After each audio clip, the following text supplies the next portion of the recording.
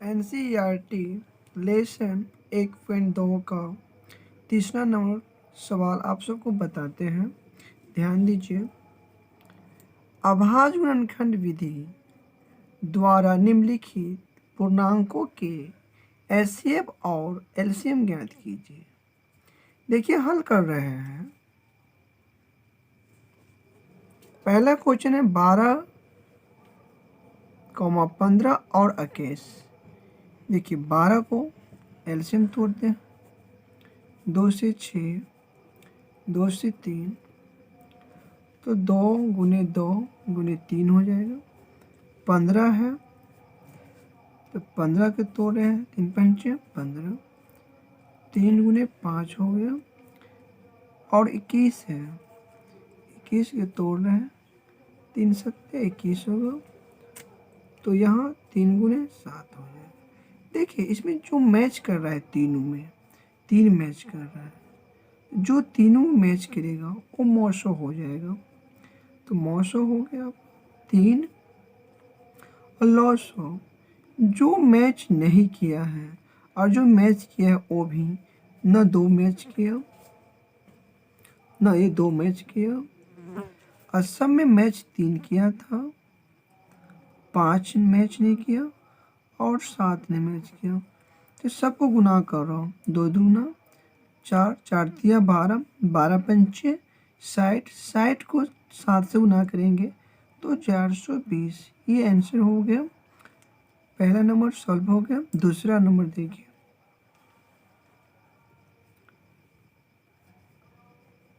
17, 23 और 29 है। चलिए 17 के तोड़ते हैं एलसीएम। तो 17 का एलसीएम नहीं टूटेगा, तो 1 गुने 17 लिख सकते हैं। 23 के तोड़ेंगे तो 23 भी नहीं कटेगा, तो 23 से करेंगे तो एक मरतबा कटेगा, 1 गुने 23 होगा। और 29 को तोड़ते हैं तो 29 को करेंगे तो 29 मरतबा ही करने लगेगा, तो 1 गुने 29 हो जाएगा। देखिए इसमें एक मैच कर रहा है सब में, तो मौसो 1 हो जाएगा। और लॉसो सभी में मैच 1 किया था। 17 ने मैच किया, न 23 किया, न 29 किया है। आप सबको गुना कर रहे हैं। 1 को 17 से, 17 एकम 17, 17 को 23 से कर रहे हैं। 7 तिया 21, 2, 7 दूना 14, 2 16 और 1 से करेंगे 23 को, 1 9 3, फिर 29 से गुना कर रहे हैं। 9 एकम 9, 9 9 81, 8 7 9 तिया 27, 27 3 30, 35, 2 एकम 2, 9 दूना 18, 3 दूना 6 7, 9 3, 8 5 13, 7 3 10, 11। इसको सबको गुना किए हैं तो 11,339 आंसर हुआ है। अब तीसरा नंबर सवाल देखिए। 8, 9 और 25। देखिए 8 को एलसीएम तोड़ते हैं।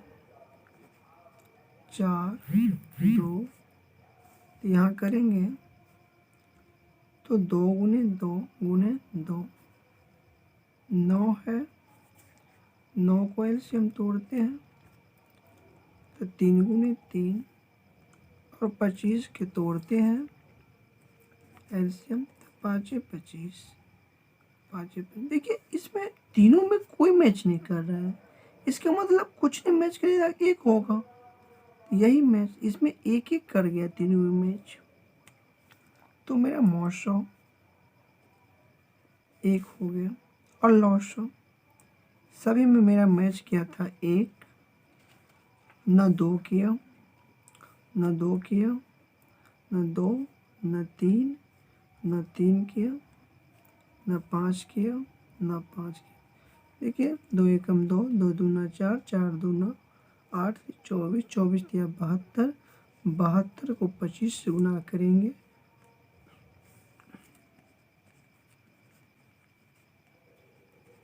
5 दूना 10, 7 पंच 35, 1 36, 2 दूना 4, 7 दूना 14, 0, 6 4 10, 4 3 7 8, एक आंसर हो गया 1800। 1800 आंसर हो गया। अगले क्वेश्चन है 4 नंबर, कह रहा है HCF 306 657 बराबर 9 दिया है और LCM 306 657 याद करें। देखिए यह HCF दे दिया है, माने 900 दे दिया है 9, और इसमें पहली संख्या दे दिया है 306, दूसरी संख्या दे दिया है, दूसरी संख्या 657। देखिए 900 दे दिया, पहली संख्या दे दिया, दूसरी संख्या दे दिया, हमको कह रहा है एलसीएम ज्ञात करें। तो लॉसो बराबर हमको निकालना है, तो इसीलिए लॉसो बराबर पहली संख्या गुने दूसरी संख्या बट्टा 900। देखिए पहली संख्या 306, दूसरी संख्या 657, 900 दे दिया है 9, 9 से कट जाता है 306, 34 मरतबे। आप फिर से 34 को 657 से गुना कर रहे हैं, 657 को 34 से, 7 चौक 28, 2 5 का 20, 2 22, 2 6 का 24, 2 26, 7 या 21, 2 5 या 15, 2 17, 34 18 1 19, 8 3 7 6 13, 9 2 11 1 12, 22,338। ये आपका आंसर हो गया। और 5वां सवाल देखिए, जांच कीजिए कि क्या किसी प्राकृतिक संख्या n के लिए संख्या 6n पर 0 समाप्त हो सकता है। देख लीजिए प्राकृतिक संख्या समाप्त होने के लिए हम 2 और 5 आवश्यक है। यदि 2 है 5 नहीं है तो प्राकृतिक संख्या समाप्त नहीं हो सकता, दोनों होना आवश्यक है। तो प्राकृतिक संख्या 1 से चालू होता है, तो यह मान लेते हैं, मान लिए कि प्राकृतिक संख्या 1 2 3 डॉट डॉट कुछ भी और बढ़ा सकते हैं, n बराबर 1 रखने पर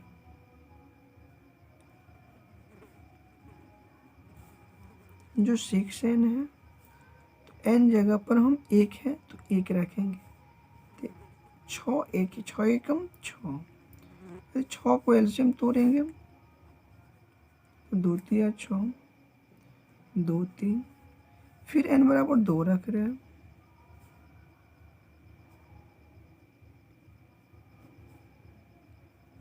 तो देखिए 6n है, 6 पावर 2 माने 6 2 बार लिखेंगे, इसको तोड़ेंगे तो 2 3 6, इसको भी तोड़ेंगे तो 2 3 6, और n बराबर 3 रखने पर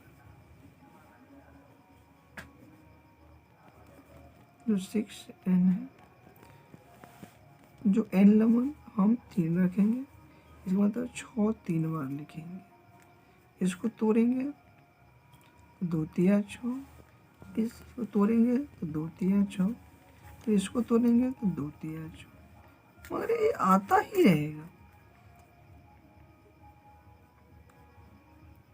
इत्यादि देंगे या लिखेंगे चूंकि प्राकृतिक संख्या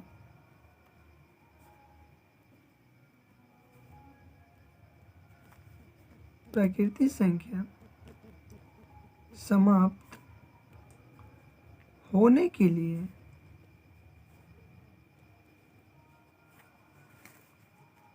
दो और पाँच आवश्यक है। तो इसमें तो दो है परंतु पाँच नहीं है, इसीलिए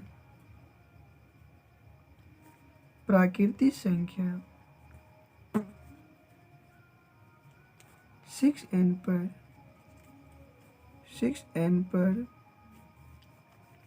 0 कभी समाप्त नहीं होगा। बहुत शॉर्टकट बता दिए हैं। आप देख लीजिए छठा सवाल जो है सीआरटी का वो बता रहे हैं। कहता है व्याख्या कीजिए कि 7 गुने 11 गुने 13 प्लस 13 और 7 गुने 6 गुने 5 गुने 4 गुने 3 गुने 2 गुने 1 प्लस 5 एक भाज्य संख्या क्यों है। देखिए हल कर रहे हैं। 7 गुने 11 गुने 13 प्लस 13, देखिए दोनों में क्या मिल रहा है, 13 मिलता है, 13 कॉमन ले लेते हैं तो 7 हो गया, 11 हो गया। जब 13 कॉमन ले लेते 13 जगह और कुछ नहीं तो 1, जब 13 कॉमन ले लेते कुछ नहीं तो 1। अब देखिए 13 11 को गुना करेंगे, 11 को 7 से करेंगे 77, 77 को 1 से करेंगे तो 77 ही होगा। अब देखिए 13 ये दोनों ये इंटू में है, इंटू है गुना है, 77 एक जोड़ेंगे 78 होगा। अब दोनों को गुना करते हैं, 38 24 7 21 23 4 एकम 4 8 3 11 7 2 9 21 करे हैं तो 1014 हुआ है। लिखेंगे चूँकि 1014 को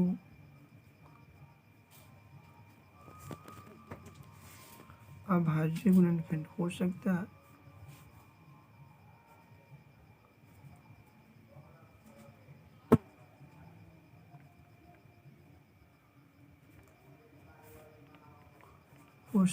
है इसीलिए 1014 एक भाज्य संख्या है।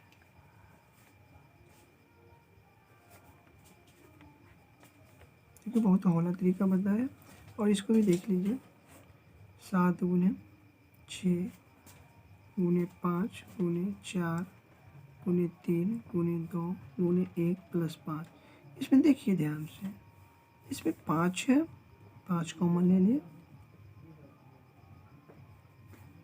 7 गुने 6 जब 5 ले लिए थे क्या बचेगा, 4 3 गुने 2 गुने जब 5 ले लिए थे क्या बचेगा। देखिए 7 छक्के 42 गुने 1 42 से कम 42 हो जाएगा, 4 तिया 24। देखो एक साथ भी गुना कर सकते हो, मैं तो नहीं समझने के लिए थोड़ा छोटे छोटे कर देता ठीक होता है। 42 को 24 से गुना कर रहे हैं,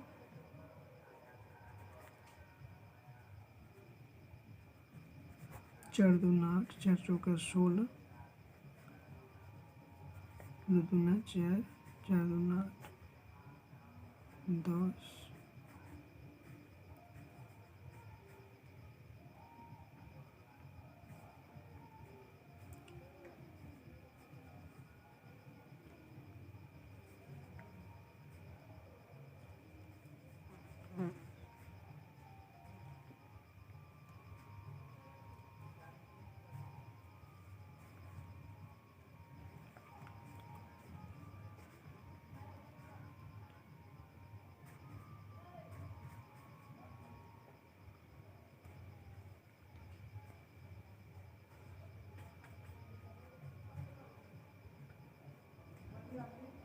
तो यहाँ किए हैं 1008 आया है, यहाँ 1, तो यहाँ इंटू छुपा हुआ है, करेंगे 1009 हो जाएगा। तो गुना कर रहे हैं तो 9 पंचे 45, 10 पच्चे 50, यहाँ हो गया। देखेंगे चूँकि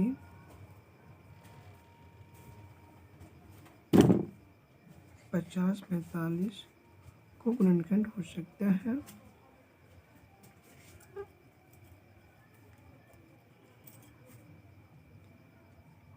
है, इसीलिए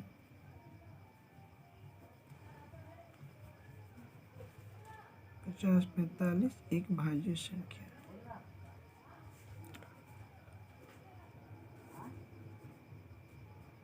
भाज्य संख्या देखो एनसीईआरटी का लास्ट है जो 1.2 का लास्ट सवाल, 7वां सवाल जो बता रहे हैं, ध्यान दीजिए। किसी खेल के मैदान के चारों ओर एक वृत्ताकार पथ है, एक रास्ता है चारों तरफ वृत्ताकार। इस मैदान का एक चक्कर लगाने में सोनिया को 18 मिनट लगते हैं। देखिए चक्कर लगाता है सोनिया को 18 मिनट लगता है, जबकि इसी मैदान को एक चक्कर लगाने में रवि को 12 मिनट लगता है। मान लीजिए दोनों एक ही दिशा में, एक ही स्थान और एक ही समय पर चलना प्रारंभ करते हैं, एक ही दिशा में चलते हैं। कितने समय बाद वे पुनः प्रभावित लोग, देखो एक ही समय में एक ही दिशा में दोनों मिलता है, तो 12 और 18 को एलसीएम लेते हैं, यहाँ 2 से 9 हो जाएगा, 6 हो जाएगा, 3 से करेंगे, 3 3 9, 3 9 6। देखिए 2 गुने 2, 3 गुने 3, क्या करेंगे 2 दूना 4, 4 तिया 12, 12 तिया 36। ये सवाल आता रहता है बिहार बोर्ड में 2 अंक का।